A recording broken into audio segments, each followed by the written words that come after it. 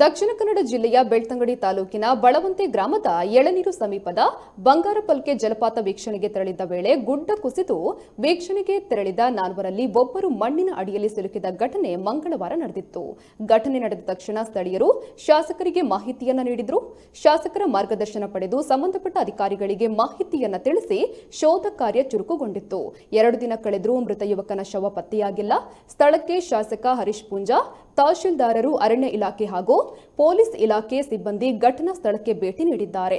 ಇನ್ನು ಎನ್ಡಿಆರ್ಎಫ್ ತಂಡ, ಪೊಲೀಸ್ ಹಾಗೂ ಅರಣ್ಯ ಇಲಾಖೆ ಸಿಬ್ಬಂದಿಗಳು, ಸ್ಥಳೀಯರು ಮತ್ತು ಸಂಘ ಸಂಸ್ಥೆಗಳು ಕಾರ್ಯಾಚರಣೆಯಲ್ಲಿ ತೊಡಗಿದ್ದಾರೆ. ಘಟನಾ ಸ್ಥಳಕ್ಕೆ ತೆರಳಲು ಸರಿಯಾದ ದಾರಿ ವ್ಯವಸ್ಥೆ ಇಲ್ಲದೆ ಹಾಗೂ ದಟ್ಟವಾದ ಅರಣ್ಯವಾಗಿರುವುದರಿಂದ ಕಲ್ಲು ಬಂಡೆಗಳು ಶೋಧ ಕಾರ್ಯಕ್ಕೆ ಅಡ್ಡಿಯಾಗ್ತಿದೆ.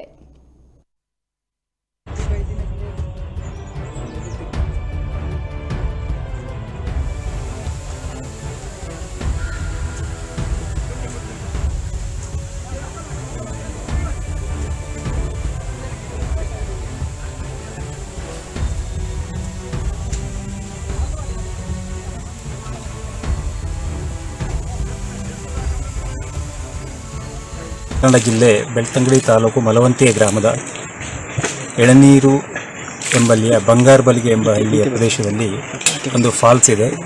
ಈ ಫಾಲ್ಸಿನಲ್ಲಿ ನಿನ್ನೆ ದಿನ ಸುಮಾರು 4 ಜನ ಬಂದು ಫಾಲ್ಸಿನ ವೀಕ್ಷಣೆಗಂತ ಬಂದಾಗ ಗುಡ್ಡ ಕುಸಿತ ಉಂಟಾಗಿ ಅದರಲ್ಲಿ ಒಬ್ಬರು ಮಿಸ್ಸಿಂಗ್ ಆಗಿದ್ದಾರೆ.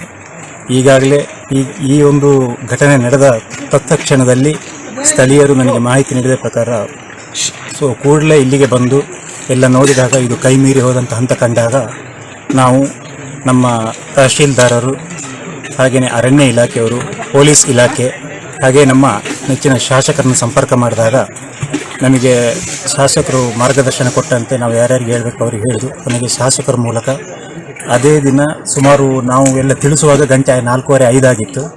ರಾತ್ರಿ ಆಗುವಾಗ ಎಲ್ಲ ಇಲಾಖೆಯವರು, ಎಲ್ಲ ಸಿಬ್ಬಂದಿ ವರ್ಗದವರು ಬಂದಿಲ್ಲಿ ಕಾರ್ಯಾಚರಣೆಗೆ ತೊಡಗಿದ್ದಾರೆ. ಇವತ್ತು ಸಂಪೂರ್ಣವಾಗಿ ಅವರ ಶ್ರಮ ಹಾಕಿ ಕಾರ್ಯ ನಡೀತಾ ಇದೆ.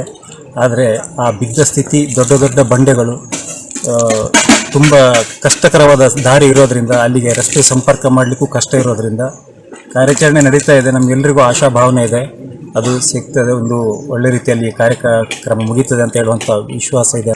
ಒಂದು ಫಾಲ್ಸಿಗೆ ಬಂದಿರತಕ್ಕಂಥ ಸನತ್ ಶೆಟ್ಟಿ ಅನ್ನುವಂಥ ಯುವಕ ಇವತ್ತು ಆ ಫಾಲ್ಸಿನ ಬದಿಯಲ್ಲಿದ್ದಂಥ ಗೋಡೆ, ಇದು ಗುಡ್ಡ ಕುಸಿದು ಇವತ್ತು ಅಡಿಯಲ್ಲಿ ಸಿಕ್ಕಾಕೊಂಡಿರ್ತಕ್ಕಂಥ ಘಟನೆ ನಡೆದಿರ್ತಕ್ಕಂಥದ್ದು.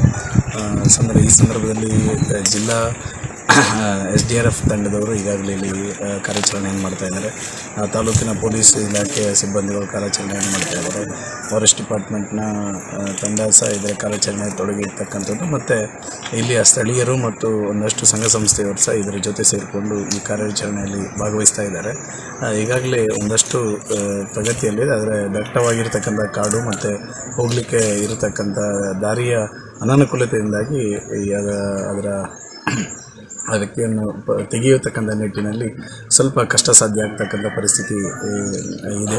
ಆದರೆ ಖಂಡಿತ ವಿಶ್ವಾಸ ಇದೆ, SDRFನ ನಮ್ಮ ಎಲ್ಲ ತಂಡ ಈ ಕಾರ್ಯಾಚರಣೆಯನ್ನು ಯಶಸ್ವಿಗೊಳಿಸ್ತಾರೆ ಅನ್ನುವಂಥ ವಿಶ್ವಾಸ.